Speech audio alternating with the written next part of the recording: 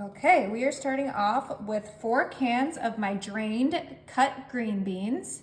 Now I'm gonna come in with my mini pork chops, and we're gonna place these pork chops right on top of our green beans for an easy and delicious dinner. You can use whatever protein you like. If you like chicken or beef, you can switch it out, but I really love pork chops with green beans, so that's what I'm doing with this one. Okay, now this is for a big family dinner. So I have 2 packages of pork chops, but you could cut this recipe in half and make it for your family of 4. So you would only use 2 cans of the green beans and 1 package of our pork chops. Ooh, beautiful.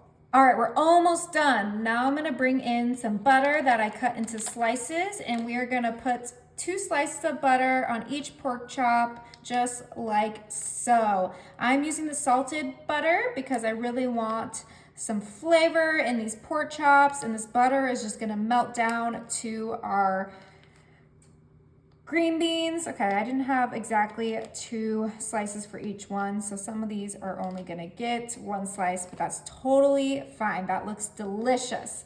Now we are gonna go ahead and season this. I'm gonna start off with some onion powder, and we are putting this on top of the butter so that when the butter melts, it goes down to our green beans, and we have a delicious all-in-one dinner. You could eat it with some garlic bread or some potatoes, whatever you like. Now I'm gonna grab some garlic powder. You guys know I love my garlic, and we are gonna do the same thing we did with the onion powder, but with the garlic powder. We really want some flavorful pork chops, but you can season this however you like. I'm gonna go a little heavy-handed with the garlic powder because it is my favorite. Ooh, looks so good.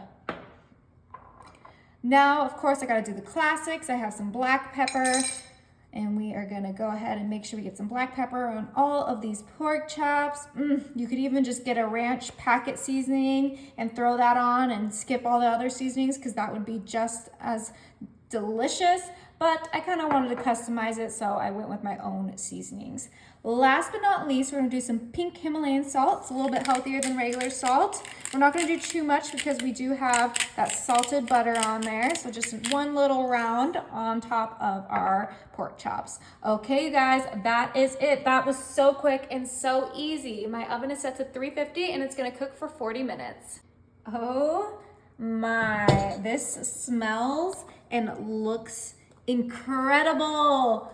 Ooh, okay, I cannot wait to give this a try.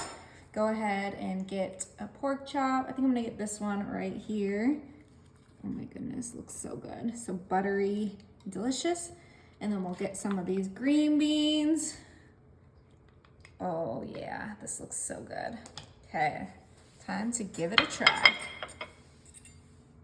Ooh, it's cooked perfect. Okay, bon appetit.